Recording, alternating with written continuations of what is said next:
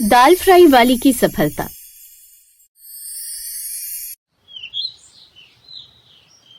सुबह तड़के उठते ही शीतल अपने छोटे से कमरे में लकड़ी के चूल्हे पर कुछ पकाने लगी।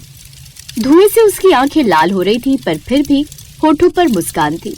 लेकिन चूल्हा जलाने से घर में धुआं धुआं हो जाता है। उसी कमरे में सो रही उसकी बेटी सुकन्या बोली, अरे माँ, इतनी सुबह सुबह क्या कर रही हो? सारे घर में धुआं धुआं हो गया है, नींद भी खराब हो गई है। दाल फ्राई बना रही हूँ, देखते हैं आज से हमारी किस्मत बदलती है या नहीं। कुछ साल पहले तक शीतल देवी के घर भी चूल्हा किसी और की मेहनत से जलता था। उसका पति मनोज रेलवे में मामूली नौकरी करता था, लेकिन ईमानदारी में पहाड़ जैसा मजबूत था। लेकिन एक दिन रेलवे पुल पर हादसा हुआ और शीतल की दुनिया उजड़ गई। सरकारी मदद कुछ महीने तक चली, फिर खत्म। अब रोटी का सवाल रोज सामने था। उसने लोगों के घरों में बर्तन मांजे, कपड़े धोए, लेकिन कहीं पर भी उसे न तो इज्जत मिली और न ही पेट भरने लायक पैसा। एक दिन जब सुकन्या की तबीयत खराब हुई तो उसके काफी पैसे लग गए जो उसने बचा कर रखे हुए थे। लोगों के यहाँ खाना बनाती हूँ, लेकिन उसमें भी कुछ खास बचत नहीं होती, इसलिए अब खुद का ही कोई काम करूं। लेकिन क्या करूं वो समझ में नहीं आ रहा। माँ, तुम जब दूसरों के घर का खाना बना सकती हो तो खुद के लिए क्यों नहीं?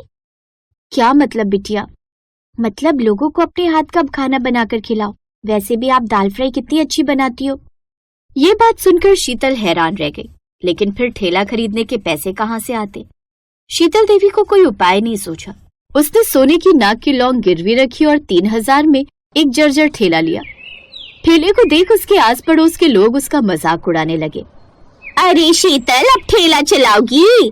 आज तक कभी चलाया भी है? हालत तो देख जरा इसकी। भूख कुछ नहीं देखती और मेहनत शर्म नहीं मांगती। इधर उधर सबके सामने हाथ फैलाने से तो अच्छा है ना कि मैं अपना काम करूं।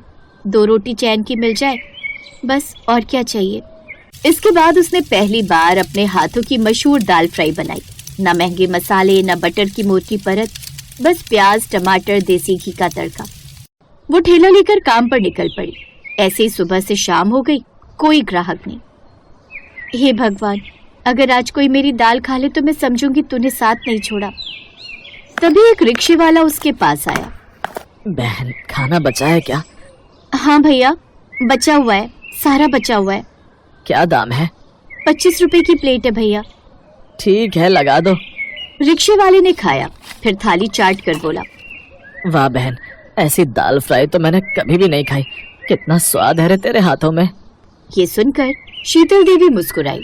उसने हाथ जोड़कर भगवान को धन्यवाद दिया और फिर 2-3 लोग और आए। दाल फ्राई और चूल्हे की रोटी खाकर सबने खुशी खुशी पैसे दे दिए। उस दिन उसकी 200 रुपए की कमाई हुई। उस रोज उसको करोड़पति जैसा एहसास हुआ। घर आकर जब ये बात उसने अपने बच्चों को बताई तो बच्चे हंस पड़े। माँ, तुम तो ऐसे खुश हो रही हो जैसे कि तुमने करोड़ों रुपए कमा लिए हो। भला आज के टाइम में 200 में आता क्या है? माँ, तुम्हें पता है मेरे स्कूल में 200 रुपए तो बच्चे ऐसे ही कुल्फी और आइसक्रीम पर खर्च कर देते हैं, और तुम ये 200 रुपए लेकर इतनी खुश हो रही हो। मेरे बच्चों, मैं तुम्हें कैसे समझाऊं कि ये 200 रुपए मेरे लिए आज करोड़ रुपए के बराबर ही है। ये एक आशा की किरण है, ये मेरा सपना है। अब तुम देख लेना, भगवान की कृपा से एक दिन यही पैसे हम लोगों की जिंदगी बनाएंगे। अपनी माँ की ऐसी बातें सुनकर दोनों बच्चे अपनी माँ पर मुस्कुरा पड़े, लेकिन शीतल के लिए वो 200 रुपए वरदान से कम नहीं थे। वो उसके आत्मविश्वास को बढ़ा रहे थे। रोज सुबह 5 बजे उठकर वो चूल्हे पर दाल पकाने के लिए रख देती और फिर ठेले पर सजाकर वो बेचने के लिए निकल पड़ती। धीरे धीरे ग्राहकों की लाइन लगने लगी और धीरे धीरे लोगों ने आकर उसके हाथों का स्वाद चखा तो बस चखते रह गए। आओ आओ, गर्मा गर्म दाल फ्राई खाओ। अब तो शीतल देवी के ठेले पर दोपहर होते ही भीड़ लगनी शुरू होने लगी थी। तुम्हारी दाल में कुछ जादू है। मैंने महंगी से महंगी, यहाँ तक कि 5 स्टार होटल की भी दाल खाई है, लेकिन जो स्वाद इसमें है वो कहीं नहीं है। सच में बहन, जादू है जादू तुम्हारे हाथों में। तभी एक ट्रक भरकर कुछ लोग माता के दर्शन करके लौट रहे थे। दाल फ्राई, यही वो ठेला है जहाँ बढ़िया सा खाना मिलता है। मुझे तो यहाँ का खाना बड़ा पसंद है। बहन देखो, हम सब माता के दर्शन करके लौटे। इन सभी श्रद्धालुओं को बड़ी भूख लग रही थी, लेकिन मैंने कहीं भी ट्रक नहीं रोका, क्योंकि मैं जानता था जो मजा इन्हें यहाँ का खाना खाने में आएगा ना, वो किसी और खाने में नहीं मिलेगा। यहाँ का खाना सस्ता होने के साथ साथ टेस्टी भी है। शुक्रिया नमित भाई जी, आप जब भी आते हैं मेरे ठेले पर बिना तारीफ किए नहीं जाते। अरे मैं अकेला ऐसा थोड़ी नहीं हूँ। अब आप देखना है जितने भी श्रद्धालु यहाँ से खाना खाकर जाएंगे ना, वो सब दोबारा यहाँ जरूर आएंगे। फिर शीतल ने उन सभी लोगों को दाल फ्राई और नान परोसी, वो भी हरी चटनी और प्याज के साथ, जिसे खाते ही वो सब खुश हो गए, क्योंकि इतनी टेस्टी चीज उन सब ने कभी नहीं खाई थी। सबने उसकी खूब तारीफ की और उस रोज उसकी और भी अच्छी कमाई हुई और दिन पर दिन उसकी तरक्की होती गई। माँ, आज समझ आया कि जब हम उस दिन तुझ पर हंस रहे थे फिर भी तू इतनी खुश क्यों थी। तुम्हारी मेहनत के कारण ही हम दोनों पढ़ पा रहे हैं। अब शीतल देवी ने देर रात को भी काम करना शुरू कर दिया ताकि बेहतर कमाई हो सके। एक रोज, माँ तुम आराम कर लो ना, पूरा दिन कितना काम करती हो। नहीं, यही मेरी कमाने की उम्र है बच्चों, अगर अब मैं घर पर बैठ गई तो क्या ही काम करूंगी। फिर एक शाम तेज बारिश में भी शीतल ठेला लेकर निकली। सड़क पर पानी भर गया, लोग घरों में छिपे थे। उसी वक्त एक कॉलेज की लड़की आई। आंटी, आप इस हालत में भी काम कर रही हैं? बिटिया, बारिश भूख नहीं रोकती और पेट शर्म नहीं जानता, बता अब क्या दूं तुझे खाने को। लड़की ने उससे बस दाल ही ली और खाने लगी। आज वो घर से बस खाली रोटी लेकर आई थी। जब उसने दाल फ्राई खाई तो उसकी बहुत तारीफ की। अब वो लड़की रोज उसकी दाल खाने लगी। उस लड़की का नाम था सोनल। कुछ हफ्तों के बाद सोनल फिर आई, लेकिन इस बार बड़ी कार में टीवी कैमरे के साथ। पता चला कि वो एक मशहूर फूड ब्लॉगर है। आंटी, मैं आपकी कहानी पूरे देश को दिखाना चाहती हूँ, लोगों को पता तो चले कि असली स्वाद कहाँ जन्म लेता है। उसकी बात सुनकर शीतल हंसी। शायद मेरी दाल किसी और भूखे के पेट तक पहुंच जाए। वीडियो वायरल हुआ।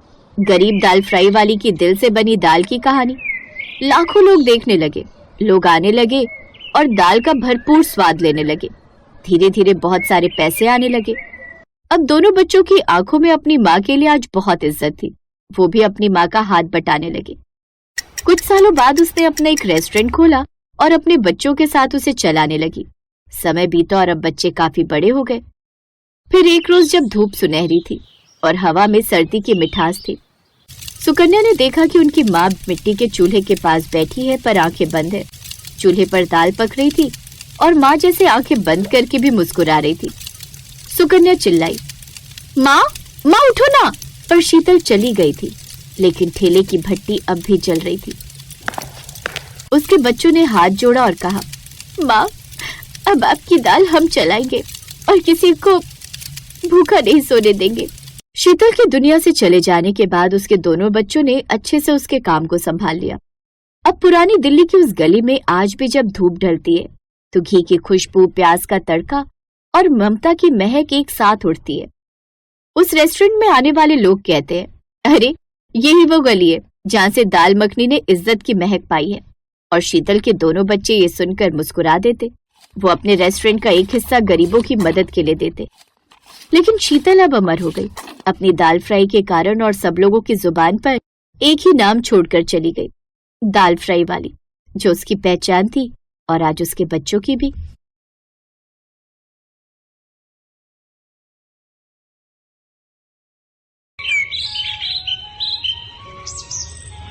रोशन भाई, मुझे एक फुल प्लेट दाल देना। मुझे भी एक फुल दाल। अरे हाफ दाल पैक करना रोशन। सुरेश, मैंने दाल को तड़का लगा दिया है, सबके ऑर्डर पैक कर दे। इसकी खुशबू बिल्कुल माँ की तड़का दाल जैसी है। माँ, काश तुम मेरे साथ होती। माँ, तुम्हारे जाने के बाद मुझे अपनी गलती का एहसास हुआ। तुम्हारी कमी कोई पूरी नहीं कर पाएगा माँ। रोजाना शाम के 7 बजे से रोशन के ढाबे पर भीड़ लग जाती थी, जिसकी सबसे बड़ी वजह थी रोशन के ढाबे की दाल तड़का। उसके ढाबे पर दाल खाने और पैक करवाने के लिए लाइनें लग जाती थी।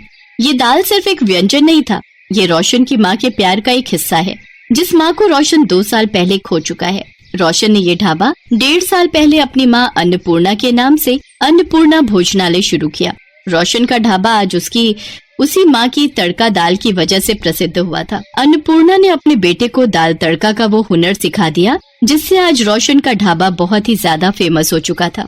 रात को रोशन जब घर आया तो उसकी आंखों में आंसू थे। वो पलंग पर बैठा तो पत्नी ममता उसके पास आई। उसकी भी आंखें भर आईं और दोनों खूब रोए। सारी गलती मेरी ही है, आज माँ जी के कारण ही हमारा घर फिर से पैसों की तंगी से ठीक हुआ, पर माँ जी हमारे बीच नहीं है। तुम्हें पता है ममता, बचपन में माँ मेरे पीछे पीछे मुझे रोटी का निवाला और दाल खिलाने के लिए दौड़ती थी और मैं दरवाजे की ओट में छुप जाता था। रोशन, रोशन बेटा कहाँ है? देख अब तंग मत कर, जल्दी से आजा बेटा, मुझे काम पर जाना है। तू दाल रोटी खा लेगा तो मुझे तसल्ली रहेगी, कम से कम तू पीछे से भूखा नहीं रहेगा। जल्दी से आजा बेटा, मुझे देर हो रही है। माँ मैं तो यहाँ हूँ, मुझे ढूंढो। अच्छा, तू वहाँ दरवाजे के पीछे खड़ा है। पति के जाने के बाद रोशन की माँ अन्नपूर्णा घरों में खाना बनाने का काम करने लगी। धीरे धीरे रोशन बड़ा हुआ। अन्नपूर्णा गांव के सेठ के घर में खाना बनाने का काम करके पैसे जोड़ जोड़ कर उसको पढ़ाती लिखाती रही। अन्नपूर्णा ने कभी भी अपने ऊपर ध्यान नहीं दिया। वो तो बस यही चाहती थी कि उसका बेटा रोशन पढ़ लिख कर अपने पैरों पर खड़ा हो जाए। अरे अन्नपूर्णा, कभी अपने ऊपर भी ध्यान दे दिया कर। तेरी साड़ी कितनी फटी हुई है? इस महीने की पगार दूंगी तो तू अपने लिए एक साड़ी खरीद लेना। सेठानी जी, इस महीने तो बहुत मुश्किल हो जाएगा, रोशन के कॉलेज की फीस भरनी है। मैं आपसे कुछ एडवांस के रुपए भी मांगने वाली थी। अगर आप मुझे 2000 रुपए और एडवांस दे देती तो बड़ी मेहरबानी होगी। अन्नपूर्णा, वो बात तो ठीक है, मैं दे दूंगी, पर तुझे थोड़ा बहुत अपने लिए भी तो रखना चाहिए। कल का क्या भरोसा, बहू आने के बाद बेटा तुझे भूल जाए और शहर में ही बस जाए। सेठानी जी, मेरा बेटा ऐसा नहीं है। देखना, अच्छी नौकरी मिलते ही वो मुझे शहर ले जाएगा। मैं तो ऐसा ही चाहती हूँ। तूने गरीबी में पैसे जोड़ जोड़ कर अपने बेटे को पढ़ा लिखाई दिया। अच्छा सुन, ये साड़ियाँ लेती जा, तेरी साड़ी बहुत फट गई है। मैं तो अब ये साड़ी पहनती नहीं हूँ, तेरे काम आ जाएगी। शुक्रिया सेठानी। और फिर रोशन शहर में ही पढ़ाई पूरी करके नौकरी करने लगता है। कुछ दिनों तक तो रोशन सेठानी के घर जब अन्नपूर्णा काम पर होती थी तो सेठानी के मोबाइल फोन पर अन्नपूर्णा से बात कर लेता था, पर कुछ समय बाद उसका मोबाइल पर फोन आना बंद हो गया। सेठानी जी, रोशन का कोई फोन तो नहीं आया? बड़े दिन हो गए, उससे बात नहीं हुई। नहीं अन्नपूर्णा, अगर कोई फोन आता तो मैं तुझे बता ही देती। अच्छा, नंबर तो मेरे मोबाइल पर है उसका, तू कहे तो मिलाकर देखूं? हाँ, मिलाकर देख लो सेठानी जी, बड़ी चिंता हो रही है, पता नहीं रोशन किस हाल में है। ठीक है, मैं मिलाती हूँ।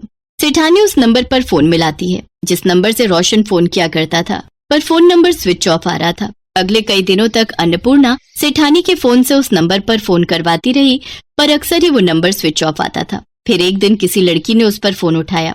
हेलो, कौन बोल रहा है? मुझे रोशन से बात करनी है। जी, मैं रोशन की पत्नी ममता बोल रही हूँ। रोशन अभी घर पर नहीं है, वो ऑफिस गए हैं। रोशन की पत्नी? रोशन ने शादी कर ली? जी, 3 महीने पहले ही हमारी शादी हुई है। वैसे आप कौन बोल रही हैं? रोशन से आपको कोई काम है तो मुझे बता दीजिए। रोशन की माँ उससे बात करना चाहती है, वो मेरे घर पर काम करती है, रोशन जानता है मुझे। हेलो, मुझे आपकी आवाज नहीं आ रही। हेलो। अरे, लगता है फोन कट गया। रोशन ने शादी कर ली और मुझे बताया नहीं। अब मेरे अपने बेटे ने मुझे नहीं बताया, ऐसा कैसे हो सकता है? अन्नपूर्णा, कहाँ जा रही है? अरे सुन तो, दोबारा मिलाऊं क्या? अन्नपूर्णा ने सेठानी की बात को नहीं सुना, वो तो बिल्कुल ही सदमे में चली गई थी। अन्नपूर्णा घर आ जाती है। अब उसका किसी भी काम में मन नहीं लगता था। सेठानी के घर भी अन्नपूर्णा ने आना जाना बंद कर दिया। वो अपने आप को कमरे में ही बंद रखती थी। धीरे धीरे 1 साल निकल गया। फिर एक दिन रोशन गांव आया, पर अन्नपूर्णा की हालत बहुत खराब थी। वो बहुत ज्यादा बीमार हो चुकी थी। माँ, तुमने अपना क्या हाल बना लिया है? रोशन, मेरे बेटे, तू आ गया? हाँ माँ, आज तुम्हारा बेटा बहुत परेशानी में है। माँ, मेरी नौकरी छूट गई, पैसों की बहुत तंगी है माँ, मैं बहुत परेशान हूँ। किस मुंह से तुम्हारे पास आता? मैंने भी तो गलतियाँ की हैं, बिना तुम्हें बताए शादी कर ली और उसके बाद अपने काम में व्यस्त हो गया। तुमसे मिलने की कोशिश भी नहीं की माँ, पर आज परेशानी के वक्त में मुझे तुम्हारा सहारा चाहिए माँ, वही गोद चाहिए माँ, वही माँ चाहिए माँ। मैं हार रहा हूँ। रोशन मेरे बच्चे, चिंता मत कर, सब ठीक हो जाएगा, मेरी दुआएं तेरे साथ हैं। रोशन अपनी माँ की गोद में सिर रखकर बहुत रोता है। अन्नपूर्णा भी अपने बेटे को अपनी छाती से लगा लेती है। अगले दिन रोशन माँ को लेकर शहर आ जाता है। शहर में रोशन के हालात बहुत खराब थे, पर अपनी माँ के हाथों का खाना इतने दिनों बाद खाकर आज रोशन बहुत खुश था। आज इतने दिनों बाद आपके हाथ की दाल खाकर पुराने दिन याद आ गए। माँ जी, दाल बहुत स्वादिष्ट है। सचमुच आपके हाथों की तड़का दाल की अलग ही खुशबू और स्वाद है। कितने दिनों से ऐसा खाना नहीं खाया था। आपके आने से घर में रौनक भी आ गई, और सच कहूँ तो मुझे भी बहुत आराम मिला है। मैं इस माँ के प्यार को अपने से अलग कर चुकी थी। मुझे माफ कर दो माँ जी। अरे बहू, मैंने तो किसी भी बात का बुरा नहीं माना। रोशन बेटा, अगर तुझे मेरे हाथ की दाल इतनी पसंद है तो और लोगों को भी पसंद आएगी। तू काम के लिए परेशान भी है, तो क्यों ना तू अपना ढाबा खोल ले, तुझे काम भी मिल जाएगा और अच्छी कमाई भी होगी। माँ, वो तो ठीक है, पर मेरे पास अभी इतने पैसे नहीं है कि मैं अपना ढाबा खोल सकूं। रोशन बेटा, मेरे पास कुछ पैसे जुड़े हुए हैं। सेठानी जी के घर काम छोड़ने के बाद जो पैसे बने थे वो मैंने जोड़ कर रखे थे कि कभी बहू से मिलूंगी तो दूंगी। आज वो पैसे तुम्हारे ढाबे खोलने के काम आ जाएंगे। रोशन और ममता की आंखें आंसुओं से भर आती हैं। वो चाह कर भी अन्नपूर्णा के एहसानों को नहीं चुका सकते थे। अन्नपूर्णा ने अपना पूरा जीवन अपने बच्चों के लिए जोड़ने में निकाल दिया। रोशन ढाबा खोलने की तैयारी कर ही रहा था कि तभी बीच में अन्नपूर्णा की तबीयत खराब हो गई और फिर एक रात अन्नपूर्णा सोई तो दोबारा कभी नहीं उठी। अन्नपूर्णा के दिए हुए पैसों से ही रोशन अपनी माँ की याद में अन्नपूर्णा भोजनालय की शुरुआत करता है।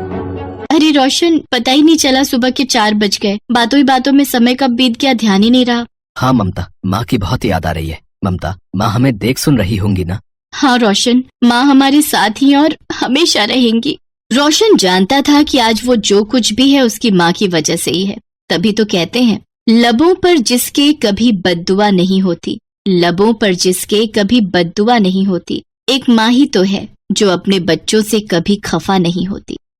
Best buddies. Hello friends. Thanks for watching this video. अगर आपको ये वीडियो पसंद आया है तो प्लीज लाइक, सब्सक्राइब, कमेंट्स करें इस वीडियो पर और हाँ, शेयर करना भी ना भूलें। और भी मजेदार वीडियो देखने के लिए नीचे दिए गए बेल आइकॉन को दबाएं। देखते रहिए बेस्ट बडीज।